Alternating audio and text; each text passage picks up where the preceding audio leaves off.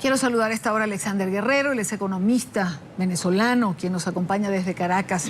Alexander, gracias por estos minutos en la tarde. Gracias, Irania, gracias. Es una distorsión absoluta de la economía, es decir, a un día de Navidad. Eso es lo que vemos frente a diferentes tiendas en Caracas. Esta porque es de, digamos que de electrodomésticos, pero si uno revisa las redes sociales puede verlo frente a tiendas de ropa, frente a zapaterías. Es decir, no logra normalizarse de alguna manera lo que es un flujo normal en cualquier país, la venta y compra de productos. Bueno, Irania, primero un saludo a ti y a tu televidente. El problema es muy serio porque no se va a ir. La cola llegó y el racionamiento llegó para quedarse en Venezuela hasta que tengamos un cambio de régimen al mismo tiempo que tengamos un cambio en la política económica y haya una visión de economía distinta, de mercado, donde la oferta y la demanda, como en el resto del mundo, pues operen y la gente pues se acomode a los precios de equilibrio, es decir, a los precios que realmente benefician a quien compra y a quien vende el producto. El caso venezolano ya es un caso endémico. Las colas llevamos en esto aproximadamente ya 3 años. Vamos a continuar durante muchísimo tiempo y es probablemente la expresión más clara y más evidente de que la pobreza llegó a Venezuela de manera abrupta, de golpe y para quedarse. No hay, la pobreza simplemente, o la cola te identifica que hay muy poco dinero para comprar, hay poca demanda y hay pocos bienes que se ofrecen. Eso es simple y llanamente pobreza. Un empobrecimiento que llegó producto de un Estado que engordó, que creció a niveles impresionantes, al momento en el cual el déficit fiscal que genera ese inmenso Estado, no hay manera de financiarlo, no es sustentable, y el petróleo, que es lo que venía financiándolo, pues simplemente ya no genera la riqueza y ya no genera la renta que conocíamos en Venezuela, generaba para poder sostener un Estado que era en aquella época probablemente el 20% de lo que es hoy.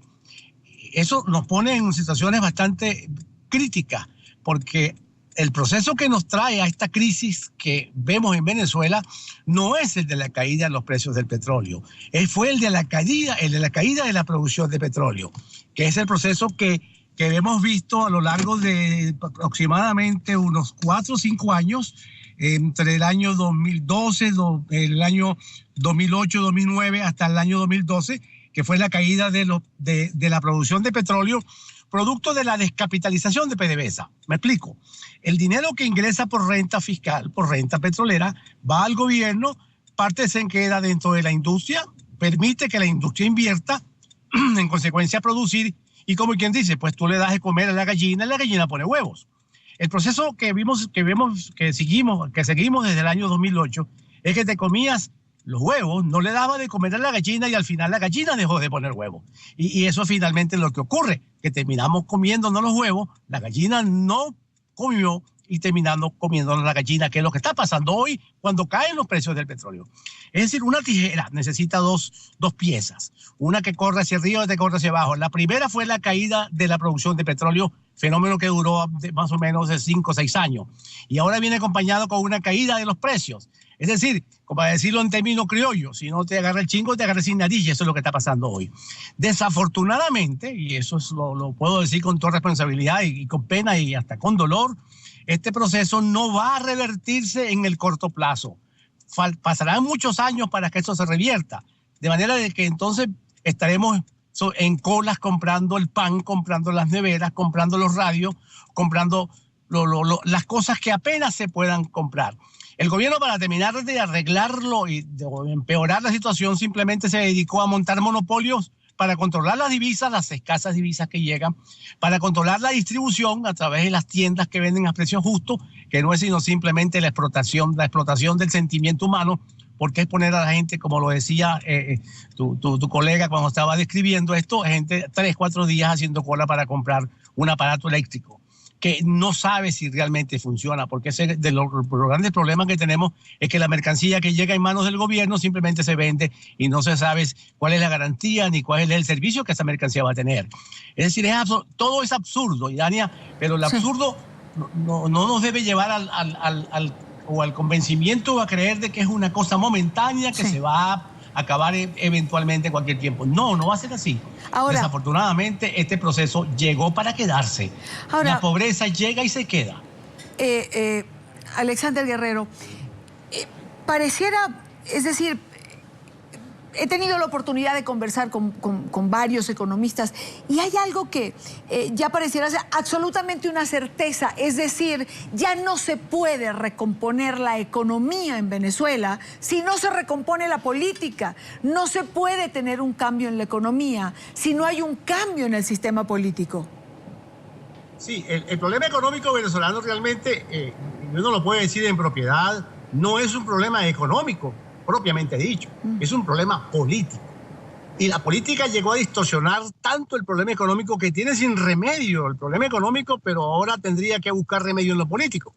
Pero lo político nos produce todas las desesperanzas posibles que hemos tenido que aprender a lo largo de todos esos años, porque lo político se hace imposible de cambiarlo.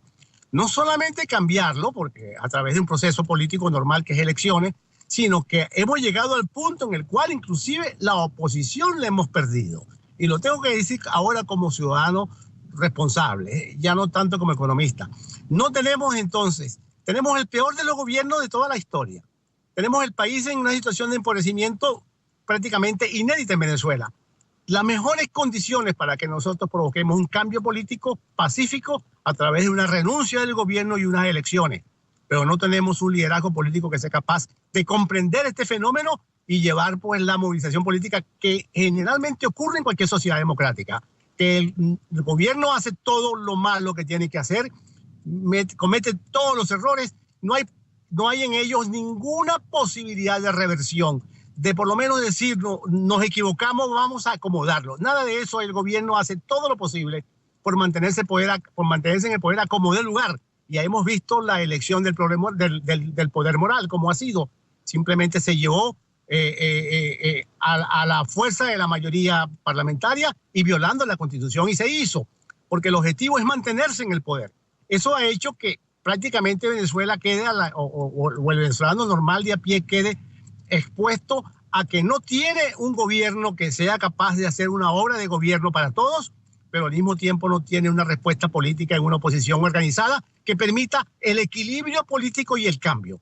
No puede haber cambio en Venezuela de régimen ni de políticas económicas si no hay un cambio político que sea inducido desde adentro por la propia sociedad, por el venezolano, por partidos políticos, en fin, por instituciones políticas que convoquen al país a los cambios. Y no hay que ir al frente del gobierno, no hay nadie con fuerza que se oponga a eso, sabiendo que hay un rechazo total en el país a lo que se está haciendo actualmente. Entonces no hay posibilidad de cambio. Y eso afecta muchísimo al venezolano. La diáspora venezolana ha crecido impresionantemente, casi 1 millón de venezolanos, todos inteligentes, empresarios, hombres jóvenes, hombres de talento que han tenido que irse de Venezuela simplemente porque no tienen las alternativas de producir, de emprender o de vivir en una sociedad libre. Ya eso no existe en Venezuela y eso nos lleva a ganarnos esa desesperanza y a cubrirnos de esa condición yo la llamo servilismo frente al poder del Estado. Al final es un Estado en manos de un grupo político que lo usa para someter al resto del país a un servilismo total. Los venezolanos son empleados del Estado, reciben limosnas del Estado y por lo tanto tienen que soportarlo, que es lo que estamos viendo con el comercio en la calle o que es lo que estamos viendo con lo que se llama precio justo. No hay precio justo, nada de eso. Solamente un país en el mundo hace esto. Ni siquiera los coreanos del norte, que son tan extraños en su forma de gobernar como lo puede ser el gobierno venezolano actual, sino simplemente no hay salida. Y lo lamentable, y lo digo como economista y con mucha responsabilidad, es que todo esto llegó para quedarse. Venezuela se ha venido empobreciendo a tal nivel que hoy es el país número 17 en per cápita en América Latina, después de haber sido el primero hasta hace aproximadamente 14, 15 años. Eso es simplemente pobreza. Y eso lo vemos en la calle, en colas para comprar las cosas más esenciales que el venezolano consume como parte de su de su dieta diaria. Te lo pongo en un ejemplo muy visible. Una canasta básica es una canasta de bienes, donde hay alimentos, donde hay medicina, donde hay recreación, donde hay pagos de alquiler, donde hay servicios médicos. Todo eso está allí en una canasta básica. En enero del 2012, enero, digamos, exactamente en enero del 2012, una canasta básica se podía adquirir con un salario mínimo .25. Es decir, un salario y un cuarto adquirían una canasta básica. En diciembre del 2014, 24 meses después, esa misma canasta básica requiere de 4 salarios mínimos y medio. Y Dania, estamos hablando de una inflación de 220% anual. Algo absolutamente inédito en América Latina e inaudito. Claro. Y esa situación no va a cambiar. Y no va a cambiar porque Venezuela ha venido perdiendo producción de petróleo, y para poder recuperar 100.000 barriles de petróleo adicional, y Dania, te requieren alrededor de 50.000 millones de dólares. Mira, ellos los tienen. Claro. No lo tiene Venezuela, no lo tiene PDVSA, pero tampoco lo tienen quienes quisieran venir a Venezuela a invertir, porque no hay condiciones para inversión. Claro. No hay seguridad jurídica. La violencia que se ha desatado es impresionante. El individuo no tiene seguridad personal. El inversionista no tiene seguridad jurídica. Venezuela es el último país teniendo petróleo donde alguien puede ir a buscar petróleo. Y esa ha sido la realidad de estos años. Destruir la industria petrolera nos ha puesto en las condiciones sociales, económicas y políticas que hoy nos encontramos. Claro, y que además uno puede palpar. Bueno, 1.000.000 de gracias a Alexander Guerrero, economista venezolano. Saludos a tu gente, que tengan una feliz Navidad y un feliz año. Igualmente para usted.